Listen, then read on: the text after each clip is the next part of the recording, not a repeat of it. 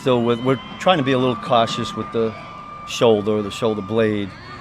And I think you guys saw him. He was out there today because we only had shells on, so he could protect himself. The other 3 days with the shoulder pads, it was just really being safe, right? Protect him from himself because you put pads on, and if he does, we don't want to set him back. But I did think he did a good job. You saw him in and out of huddles, getting everything mentally. Tried to keep the conditioning up. So hopefully, we'll see where we are tomorrow because we put the pads back on. But that'll be Rick's call. What do you need to see him do for one game? I know you're far away from that. A lot. Yeah. I mean, we just haven't had the work. You go through OTAs and it's just helmets. So, and he hasn't had a chance to really. The thing he's missing right now is the continuity with a bunch of guys that are new to him. Everybody's new. So we're going to have to fight through that. I mean, before you know it, we're going to be lining up against Denver. So hopefully we can get him back quicker than we thought. What did you think of finally getting to see Peter Woods in added practice? Yeah. Now Pete's one of them thick, good-looking D-line. That's the way they're supposed to look, right? I think he's got a ways to go. I mean, some of these younger guys aren't really used to the way we do things. I'm talking about all the little things, running in and out of the huddle, all that stuff. And that's for all the rookies. And Pete's right in there with that crew. But when he does get his feet right, he does keep his pad level low, he's a pretty good football player. So it's our job to get him to do that every down, and hopefully that. And he's a willing guy. I like him. He's a smart, good football player. Is it easier playing inside than outside as a rookie? There might be a little bit of truth to that because we do, it's pretty well defined as what an inside guy does as a 3 technique or an A-gap tackle. But, we've got a few multiple things in there we're looking at. So I think Pete's learning some things maybe he didn't do before.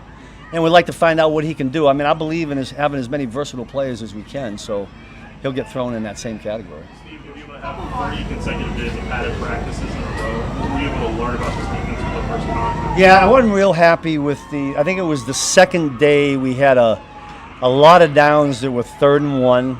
That's a tough down defensively. The percentages go up, but I didn't like that particular day. I didn't think we did particularly well in the goal line. If I'm assessing the 3 days in pads, I would say we got a long way to go with our physicality and our violent play. And yet you're going against your own team, so you got to play that game. But hopefully we can get enough of those snaps in the preseason games to see where we are.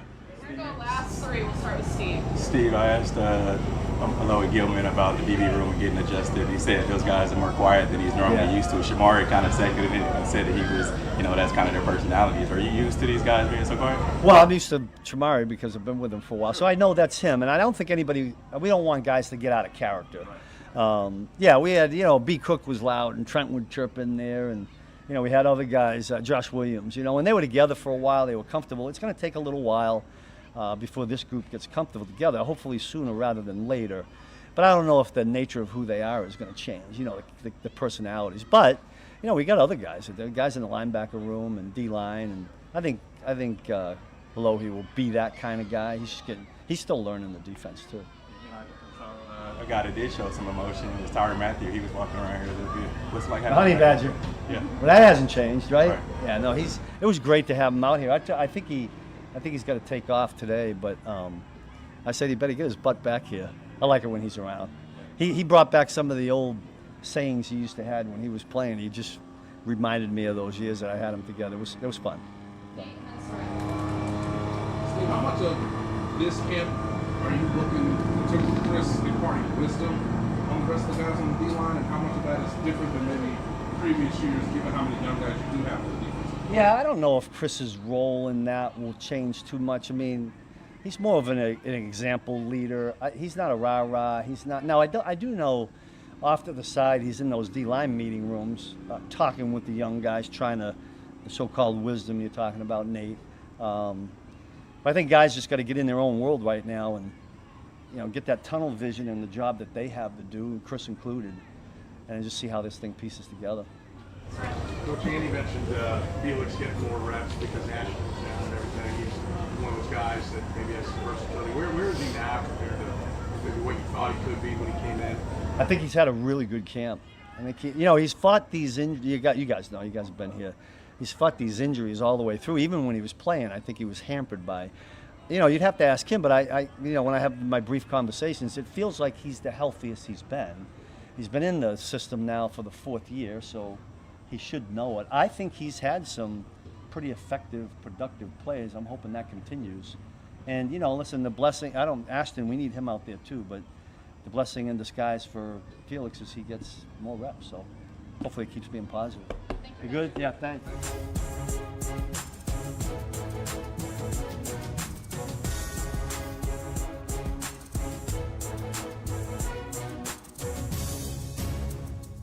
Justin Fields, go for Justin. Just as the guy's been in different team camps, what stands out about this one so far? I would just say just how much the offense gets, just scheme-wise, formation-wise, plays-wise. I think it's good for us just to be able to, you know, get all that info and then being able to apply it the next day. So I think it's good right now, especially for the younger guys who haven't been here, guys like me who haven't been here, just to kind of get all of that down and, you know, be able to put it on the field the next day. So really just the amount of stuff that we get install-wise and stuff like that. What were you guys trying to simulate out there with the different colored pennies today? Yeah, it was more of a scout team day, but for the offense, we were trying to just, you know, really focus on the details, the timing of, you know, different routes, screens, and stuff like that. So really kind of a, you know, kind of a more chill day, but at the same time, you just got to lock in more mentally. So. How many offenses have you run? How many offensive coordinators have you had since you came into the NFL? 2 in Chicago, 3, 4. This will be my 5th one right here. How's this one compare? It's a lot of different concepts. I will say this is one of the first offenses where, you know, I think most of the teams around the league, you know, they run similar concepts and stuff like that, but just the things that we can do within a concept, the different options a QB has, it really kind of opens up a little bit. And then I've also seen, you know, different concepts that I really have never seen before. So I mean, it's been awesome to learn from of course, Coach Reed and Pat and stuff like that. So you know, I've been, you know, blessed with a lot of knowledge since I've been here, and I hope to continue to grow. Coach Reed's been kind of known as this quarterback whisperer. Can you sense that as you've been around here? I mean, yeah. I mean, shoot, he's been a coach for I don't know how long. So, you know, just kind of how hands-on he is with all of us. It's been great. Like I said, I've been learning a lot since I've been here, and you know, I'm excited to learn more. Especially, like I said, him and Pat. You know, they've definitely taught me a lot. So. Nick, we're not sure how much you guys can show, obviously, in the preseason. Just considering the amount of concepts you mentioned, what excites you most about maybe showing what you can within the offense here in a couple of weeks? Really just getting on the field and getting back in kind of game mode, to be honest with you. Like you said, I don't know, you know, how much Coach Reed plans on showing, but just, you know, whatever we get, really just being able to, you know, get back in real game time and kind of getting that feeling. And, you know, it should be fun for, you know, the guys that are going to get out there, and especially some new young rookies. So I'm excited to see everybody out there.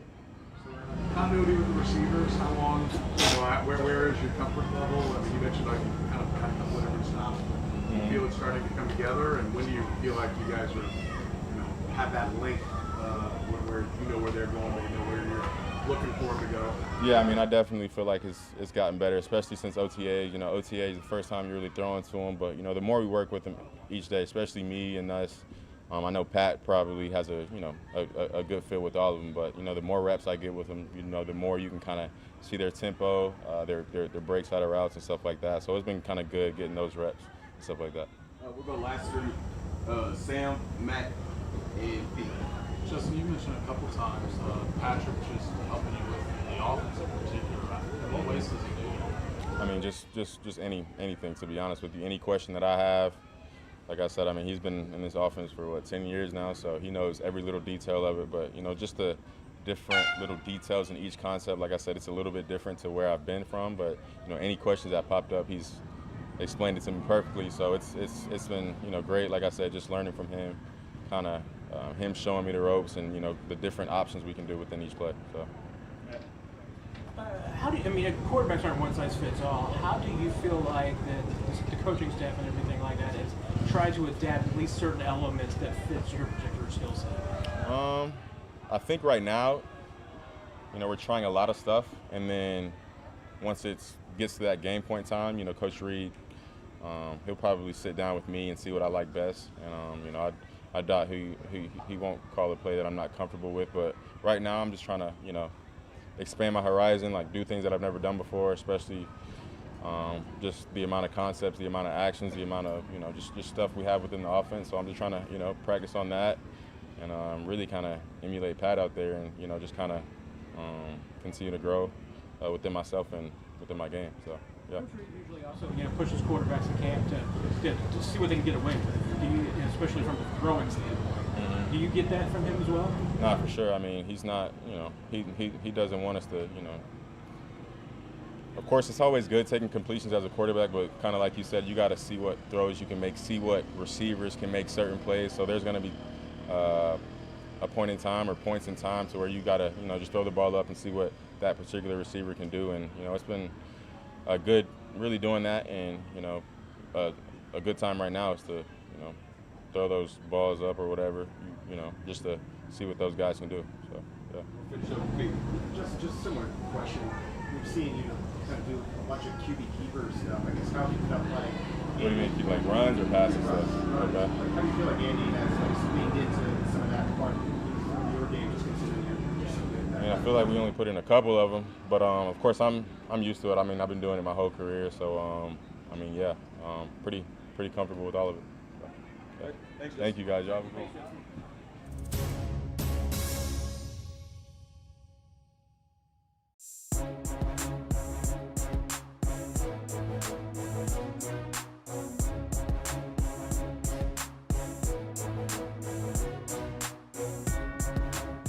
Part of the aesthetic.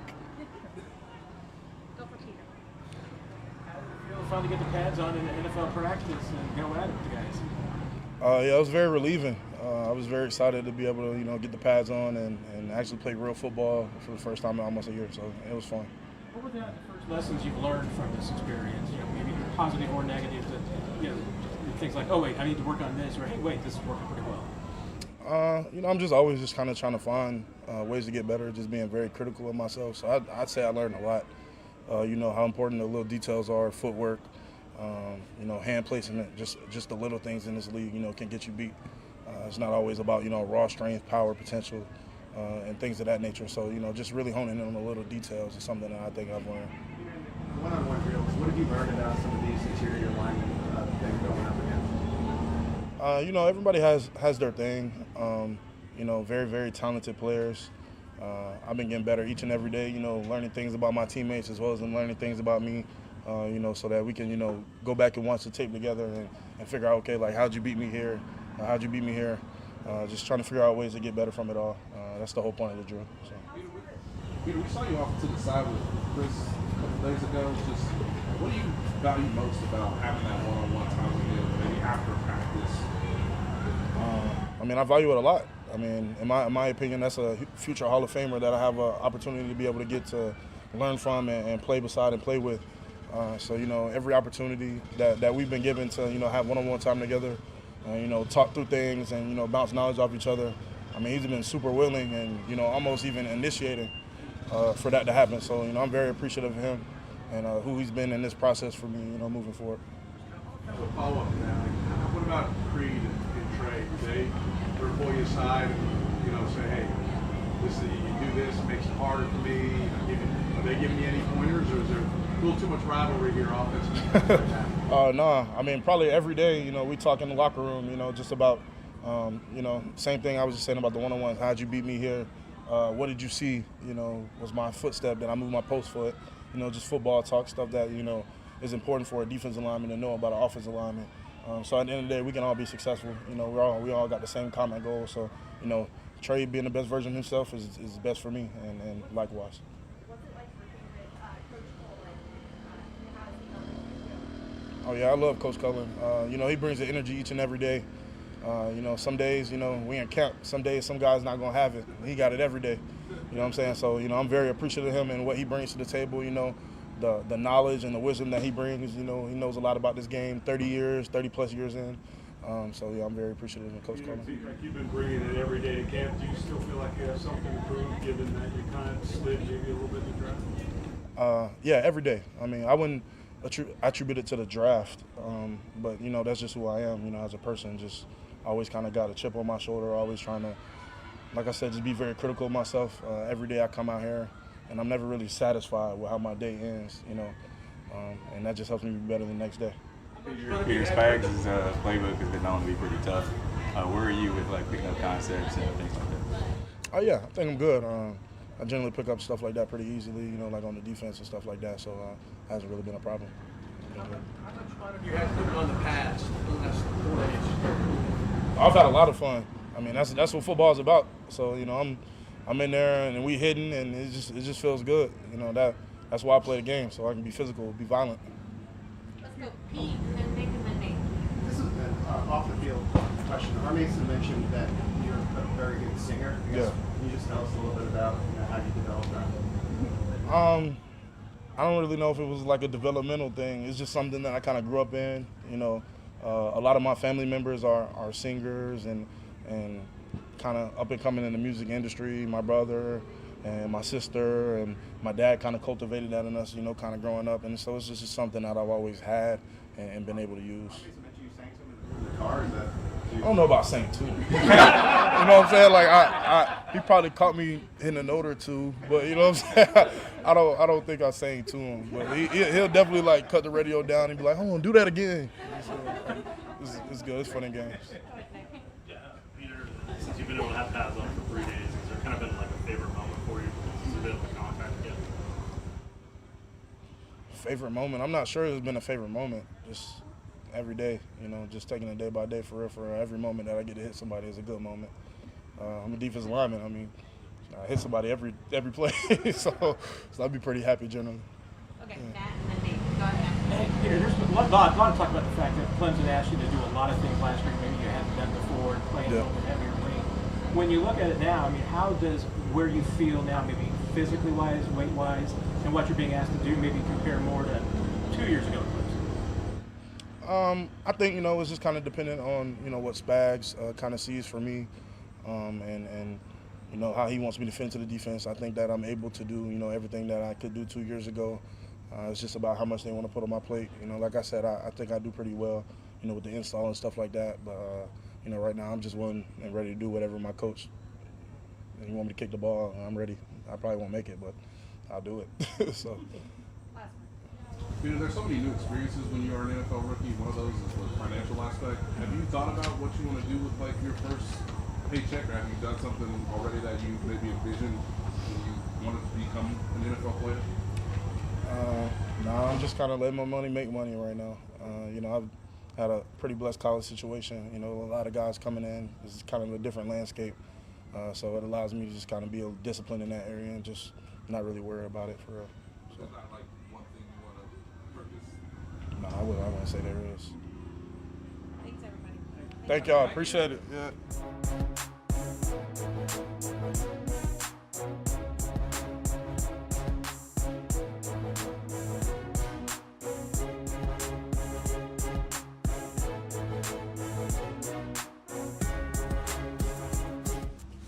Nikko, your wife, I understand, is a pretty good track star. Did you guys train a little in the off season together, and what was that like? Yeah, every off season, you know, we'll get some workouts in. You know, she was a 400 runner, so you know, from an endurance standpoint, it's a little bit different, but challenges me in a good way. Who's faster, you or her?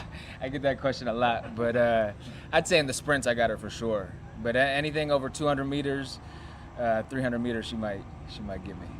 You're someone that's had to grind for your role over the years. I guess what's it like to come into camp established as, you know, top returner and having big trust? Yeah, you know, my mindset doesn't change at all. You know, I consistently stay in a place of having everything to gain and nothing to lose. You know, I'm a firm believer in that, and you know, I stood up here in front of you guys last year and told you that my mentality was, you know, that undrafted free agent that barely got a shot to make it, and you know, I'm scratching and clawing, and I stand by that. So that's where my mentality's at. How do you stay grounded in that? Because it's pretty hard knowing that you've been here before. Yeah, I think being grounded in your why, understanding why you do this. You know, it's bigger than me. You know, I do this for my family. I do this for my wife. You know, for the future that we're trying to build for ourselves. So, and then most importantly, just the love of the game, right? Like, I'm a firm believer that, to